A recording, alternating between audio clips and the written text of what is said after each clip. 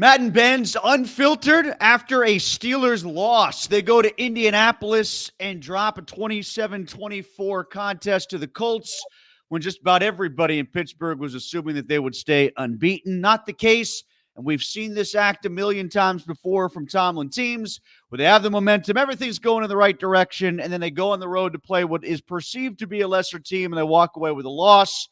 We're brought to you by Bella Construction, 27 years of experience. They specialize in roofing, siding, windows, and doors. Their large purchasing power means unbeatable prices and top quality. For a free estimate, call 724-515-5163 or visit mybellaRoof.com. Bella Construction, where quality and affordability meet. Mark, the defense of the Steelers, not affordable. It's very expensive, and there was very little quality against the Colts yesterday. That, to me, was the biggest storyline coming out of that loss. But you and I are also focusing very much on the coaching in that game yesterday as well. Well, the defense is probably a sexier topic because the Tomlin stuff is repetitive. As you mentioned in your column in the Trib, you know, games like this where he mangles a very winnable situation are just plentiful. There's a lot to cite in the past. I also liked how he put the cherry on top by saying stupid stuff after the game, such as we didn't call a timeout because we didn't want them to get defensive substitutions in there. Well, Tim, Robert Mathis and Dwight Freeney were not on the Colts bench. I would rather know what I'm doing in a play that's going to, either keep my last drive alive or, as it turned out, ended the game. I also liked when he implied the Steelers got confused when Richardson got hurt and Flacco came in. Right, Coach, because you've only faced the team quarterbacked by Joe Flacco 22 times in the past. I can see where that would rattle you. So I love it when Tomlin coaches bad. I love it even more when he says dumb stuff afterwards. But you know, Tim, that as we speak on the various national media outlets, the people are saying, the Steelers almost came back. They never give up. A Tomlin team never gives up. Yeah, and this is the kind of line that they always eat up about Mike Tomlin. Like when Mike Tomlin spits out phrases like, we don't live in our fears, he was afraid to blitz Joe Flacco. He was acting like it was Joe Flacco from 2011. He was acting like it was Tom Brady from 2007. Like, I get it. You don't want to send the house every single time at him, but you got to vary it up, and the four-man rush wasn't getting home. So don't give me the we don't live in our fears line ever again. You just admitted you were deathly afraid of 40-something-year-old Joe Flacco in his Colts iteration. Talking of which, Tim, on the 4th-and-1 play late in the first quarter in the Steelers' territory, you got to run a power play there. You got to take a snap under center and hand it to Najee, but he doesn't trust his offensive line right now. With the guys hurt, he lived in his fears. Yeah, he was trying to live in both worlds at the same time. He was trying to be tough about it and swing momentum and take control of the game. And this is what the Steelers do. We're not going to be pushed around by anybody. But then when he actually had the play called to go in, it was Fields in the shotgun trying to pick a lane instead of just giving the ball to your back, who's a number one pick, and running behind your offensive line for the reasons you point out. He was scared of his own offensive line getting pushed back, which kind of happened anyway. Well, to be fair, Najee had a bad game yesterday, and Fields had a real good game. But we didn't know that then, did we? No, I think Fields – I was aware that Fields had a good game. I mean, I think the comeback such as it was – No, I'm talking about in the first quarter on that play call. Oh, on the first quarter. Okay, yeah, you're right. Exactly. But yeah, I think trusted Najee there because Najee hadn't yet averaged under 2 yards per carry. He was on his way. I can't remember if Patterson was still in the game at that point or not, but he would have been fine there too if they didn't trust Najee. Anyway, regarding Najee, though, I want to bring this up before I forget because we didn't talk about this in the podcast. I hadn't seen it yet. Did you see him flipping the bird to the Colts fans on the Jumbotron when the team was being introduced? What? To start the game?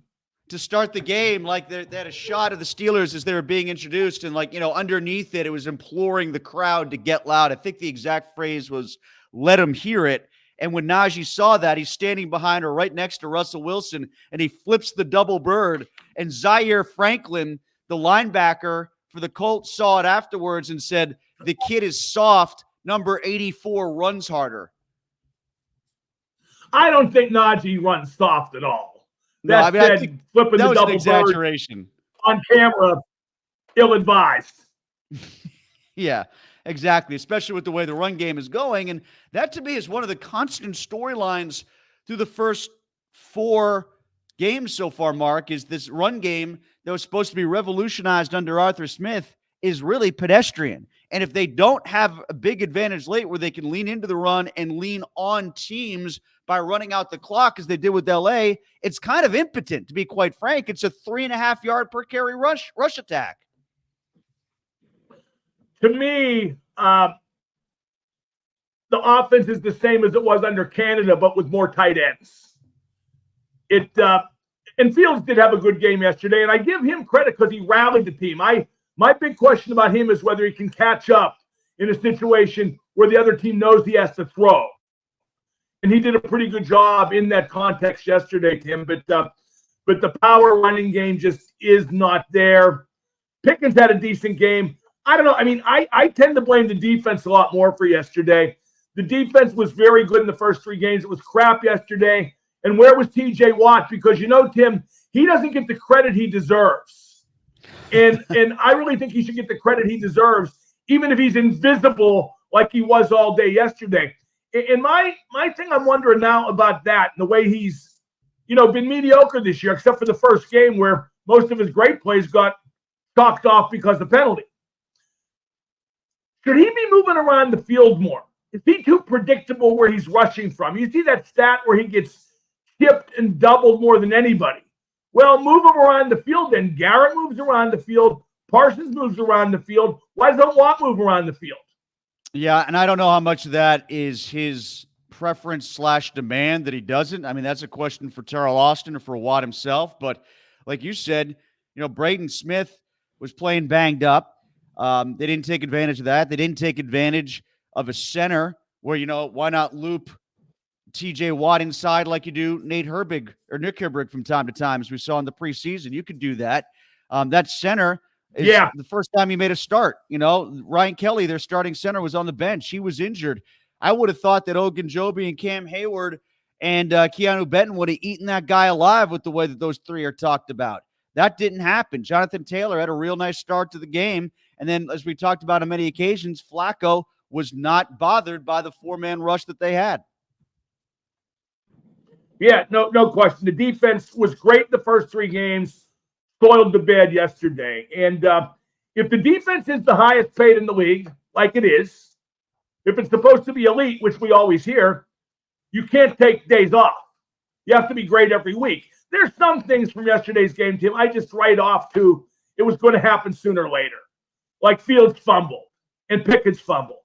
Not everybody plays a perfect season, never turning the ball over. That sometimes happens. I think the defensive defense didn't get it done. Yeah, and I think the defensive corollary to that, Mark, is Joey Porter Jr. because he's had a really good season so far. Yeah. And I thought he had a rough real day bad yesterday. day, though. Yeah, he dropped the interception, and I think a couple different wide receivers beat him from time to time. And there was a chain of events there. You brought this up in the podcast. I probably should have highlighted it in my post, too. I'd forgotten about it, quite honestly, that it was the same sequence. But when Cam Hayward doesn't sack Flacco there and he gets away and just throws the ball away, then that leads to the bomb down the sidelines where Minkah Fitzpatrick gets the penalty for hitting the wide receiver near the sideline, and then that turns into a touchdown. So, there was just a domino effect there for a couple of bad plays that if you go back in time, some of them never would have had to have happened, and yet that play was another one where Porter, I don't know if it was a zone that he was just late getting over or turned him over to somebody that wasn't supposed to be there, but he was beaten down the sideline. Yeah, by the way, that was a late hit on Minkah. That's a good call. See, I didn't think so. I didn't have a problem with that hit. What's your basis on it not being a late hit? Because I think a late hit on a play where the ball is actually in the air and you're coming over, it has to be very clearly that the wide receiver and the defensive back both know the play is over. He was trying to pull up. Your momentum has to count for something. He turned his shoulder in him so as to avoid his head. See, but then you get into judging stuff other than was it late? It was late. Yeah, I know we had to disagree on that. I know what Sterator said when he came It wasn't on. particularly impactful. It did no damage, but it was a late hit. You thought that the roughing the passer on Fields was a good call too, right? The one that went against. Yes, I do. Colts. I do. All right. See, I don't know. I don't know how you resist falling on the quarterback when you sack him at that angle and that close proximity to so many other bodies. I don't know what else you're supposed to do. But that's how they're calling it. Hey, Tim, in the 70s, both plays would have been just, plays and gone unpenalized. But this is what they want the game to be now. Like when I see people saying, well, Minka, it's a man's game. Okay, that's not in the equation. Was it a late hit? And it was. Let's go back to Pickens because you brought him up. Two things I want to bring up about him, though, on the negative side. He did drop a ball that went through his hands and him in the face mask. And, of course, he had that fumble, too, along the sidelines where he was pretty loose with the ball. I thought the Steelers in general yesterday were pretty loose with the ball. Mm-hmm. Yeah, they were. I thought they played careless, reckless football, don't you? Yeah, that's a word I used actually in my column that I posted. Reckless is an exact word to use for the way in which they played. And maybe they were a little careless in their game planning too, or maybe a little bit lackadaisical in their game planning and just sort of felt like this one was in the bag before they even got on the road to Indy. I'll tell one thing they did that I liked was they let Fields run the ball more. What do you have, 11 carries, I think? Yeah, I got to go back and see how many of those were scrambles and how many of them were designed. But yeah, 55 that's okay. That's okay too. I just want him running the ball. I want him just running the ball.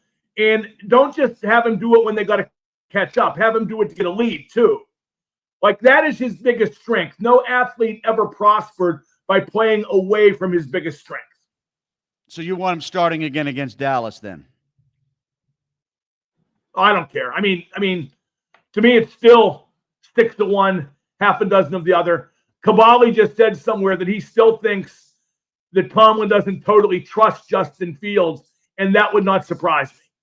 No, I know he doesn't totally trust Justin Fields. If he did, he would have named him the starter. If he did, he would have given him more slack in the first 3 weeks. No, I disagree. There's no need to name him the starter. There's Qui Bono, Tim. Who benefits from that? There's no need to name him the starter if Russell Wilson is indeed unable to play. Now, if it's a ruse and he can play, and they're just doing that to make it seem like he's not benched, A, that's stupid, but B, I get it, but I don't think that's the case. Maybe Justin Fields is starting because Russell Wilson is getting to 425 plate appearances. He is a former baseball player, Maybe Ben Cherington is involved somewhere in this. Yeah, he's not going to get his bonus like IKF and Rowdy. It's funny because I think that Russ is hurt, but I don't think he's that hurt. I think he could play probably, but maybe they don't want to aggravate that calf. That's a dicey injury with a guy his age. I don't know. I like Flacco, though. He's older still, and he was great. And you're right. They should have pressured him more. To not use more than the 4-man rush, like you said, Tim, living in their fears. Got a lot of Steelers comments, a ton of Steelers comments on the side rail, so I'm going to get to those in a second. But before we do, Mark, let's get to a couple other topics, including what the Pirates have done. I have a question. This one guy, before we move on too long, Tim, this one guy says EJ likes to look at the Penguins' new power play. Ron says that. Where did EJ say that? Post up here. Where did EJ say that? I haven't seen that. I don't know either. I don't know where EJ would have been interviewed for that, but what'd you think of the new power play? Did you watch the game against the Senators where they scored a couple times? Absolutely not. I know that Gino scored once to the power play and Sid scored once to the power play, and a puck that came out of the corner that he went down to a knee on and went to the back post and knocked in. I didn't see the setup of it. Based on what Mike Sullivan has said, don't take anything away from the power play in terms of its setup yet. I don't know what you can take away from the power play in terms of its setup until we know what Carlson's doing on it.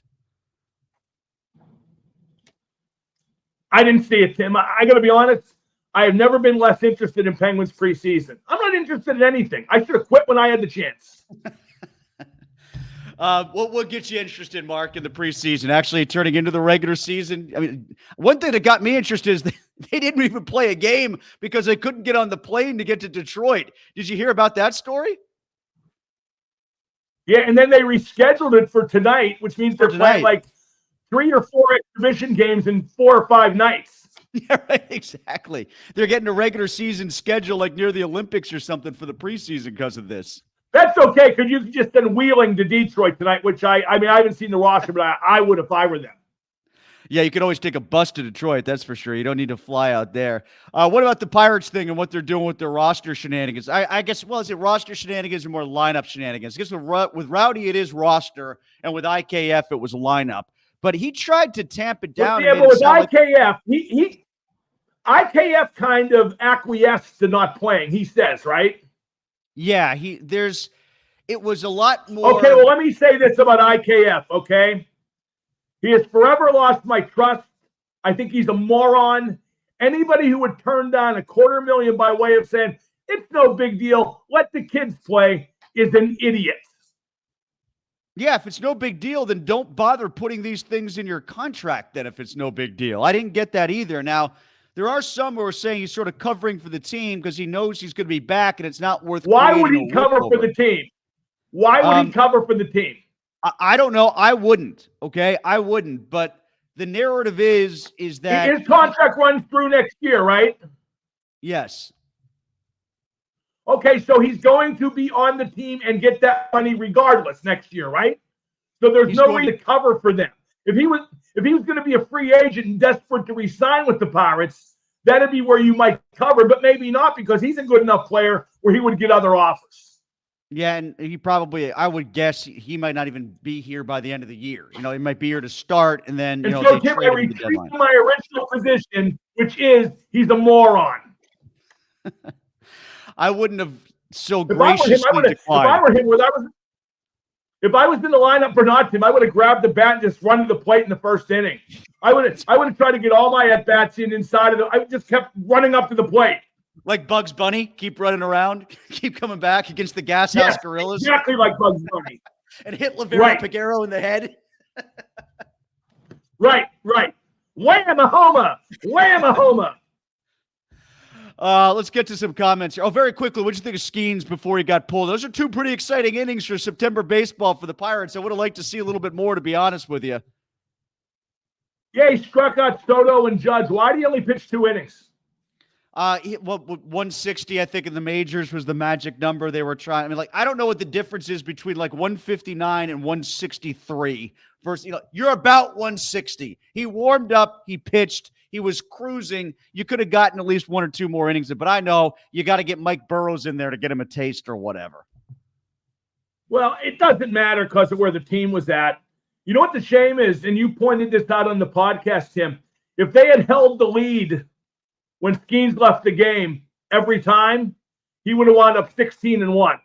Yeah, if you take away the 2 losses that he was tagged with, and if you were to give those 2 wins plus the other 2 times that he would have gotten wins when he left with the advantage, it would have given him 4 more, so he has 12. Yeah, it would be 16.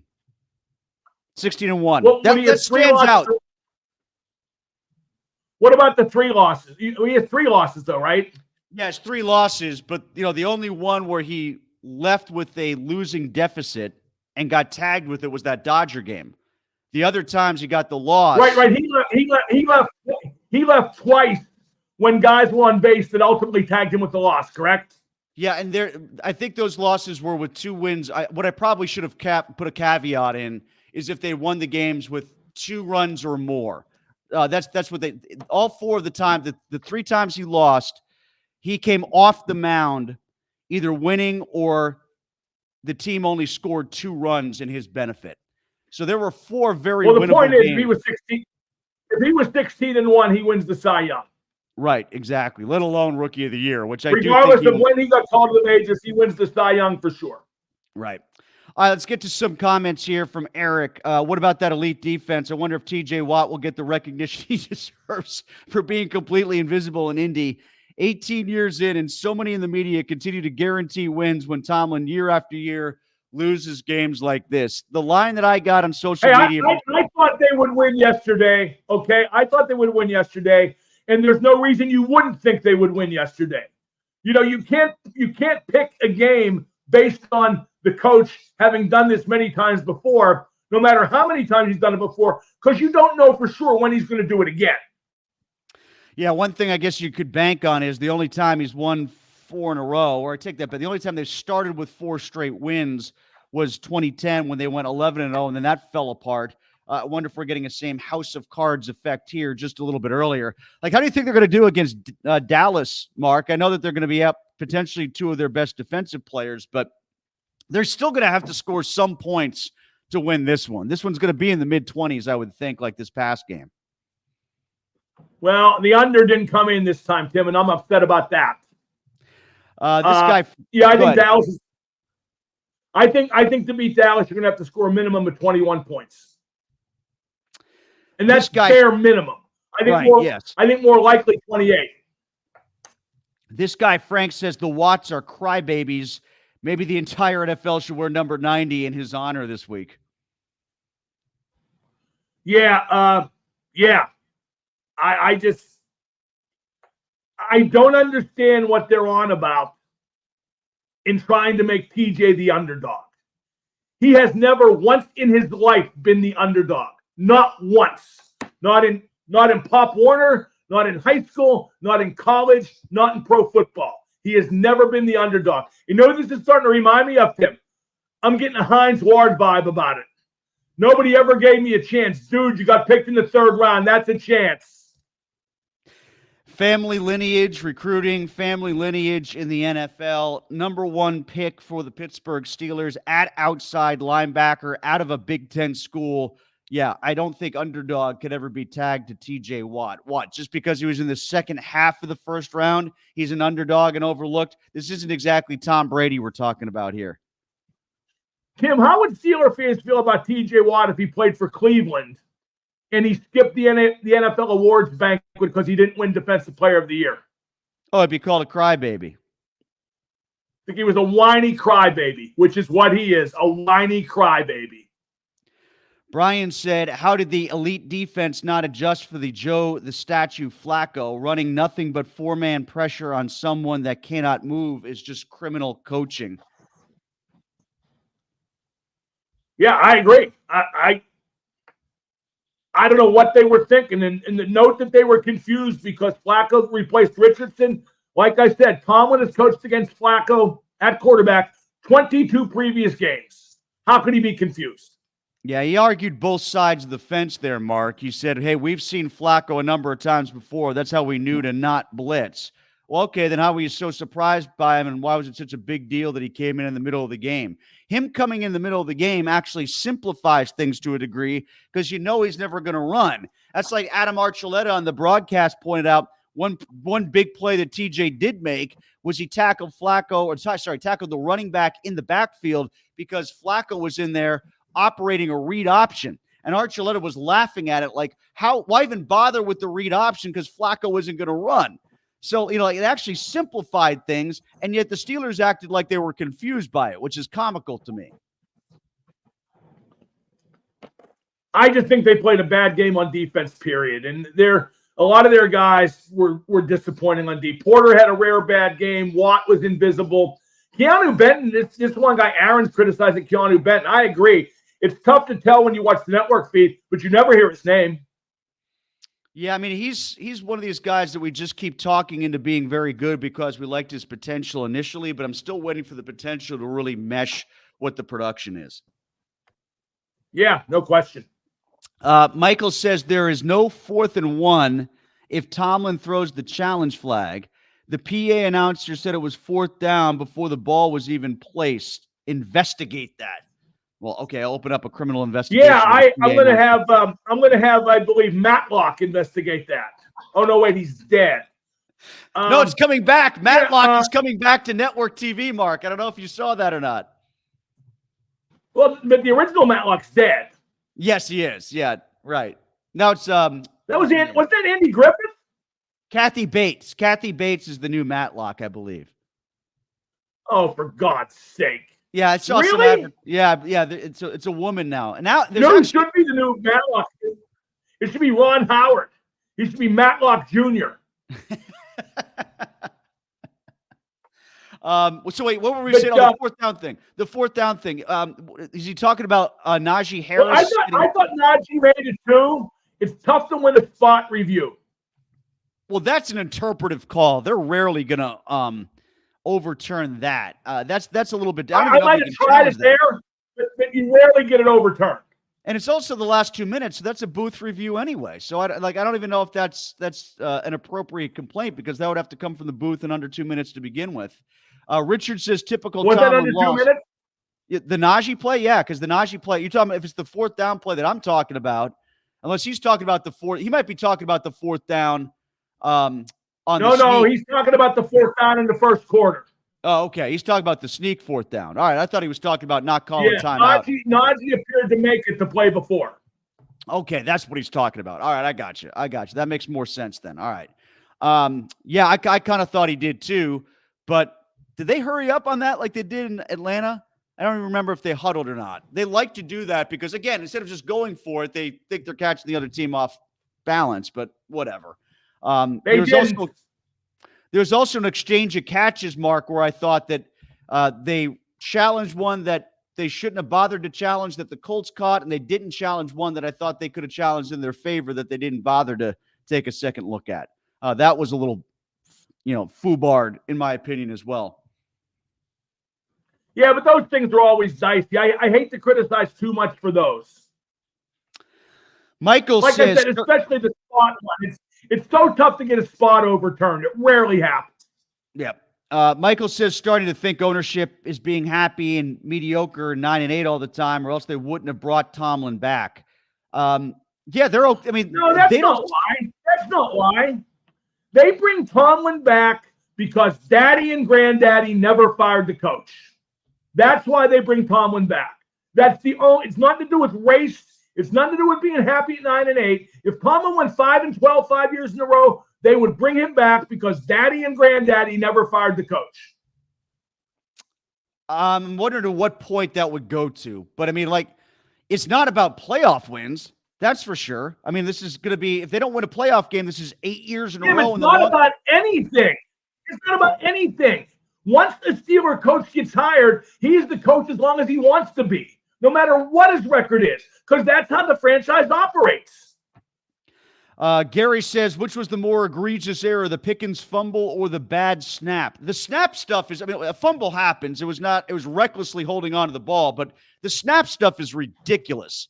Like, Fields put it on himself. He says he has to be ready anytime he puts the leg kick there, but there are other things that, like, when Zach Frazier said I went on the tap, it looked like the tap came after the snap, or it didn't look like it lined up with what his explanation was. So I don't know what to think about that. You would think Zach Frazier would get the tap thing. I mean, if it had been on a count, he's from West Virginia. He might not yet understand the concept of numbers. But yeah, in terms of that was just a bum play. And it keeps happening over and over and over again. What else did I want to get to here? Steelers, this is from Brian. I like a lot of what Omar Khan has done in his last 2 years as GM, but man, has he mangled the wide receiver 2 situation. It's an incredibly obvious issue right now. And what's compounding that, Mark, is all of a sudden Deontay Johnson doesn't stink in Carolina. He's had 2 games in a row, too, with Andy Dalton as his quarterback. Oh, they should have never made that trade. They made that trade without a clear plan B in mind, without anything concrete. That's what I mean about taking that last time out to him before they just, threw the pass to Van Jefferson. I mean, if they had taken the time out, I would bet the options would not include a pass to Van Jefferson. All right, Mark, before we go, how was the Sphere in Vegas very quickly? Give us your review because we're up. Unbelievable. One of my best concert experiences ever. The PA, the sound is the best I've ever heard at any concert. Now, when you said it's kind of behind everybody, so like the seats, or like if you're walking around, how are you talking about with the PA and the surround sound? Explain that a little bit. It's in the wall. The wall? The wall is one giant speaker. Yeah. It's great. There's big stacks on stage. There's no big stacks on stage or hanging above the stage. It's very aesthetically pleasing as well. It's just terrific. There's nothing bad about it. I'll tell you what I fantasized about afterwards. is and obviously this won't happen now, and you can't go back in time. Like Zeppelin in their prime with that setup would have been just unthinkably crazy good. Yeah. Even like, I'll give another example. I'm not a Pink Floyd fan, but Pink Floyd in that setup with those visuals would have been incredible too. Yeah, I've thought about Pink Floyd there, and this is a little bit more modern, but like, and I know you're not a big fan of theirs, but Tool would be great there for the exact same reasons. There's, I know Randy went out there for Fish. I'm not a Fish guy at all, but he loved it for kind of like the visuals plus the surround sound element. Yeah, it's a whole different experience from what I understand for a show. I don't know if Greta Van Fleet are big enough to look there, but that'd be great in there with all their lights and hippy dippy stuff. It would be great. It would be just great. All right, so Mark is on at 2 o'clock today. Listen to him. Read me each and every day. Breakfast with Benz. Check out the podcast as well as we move along. The Madden Monday podcast is up right now, courtesy of Bella Construction, mybellaRoof.com. It's rainy out all the time. We had a drought for a month, and now you need a new roof because it's leaking. So go to mybellaRoof.com and get that taken care of.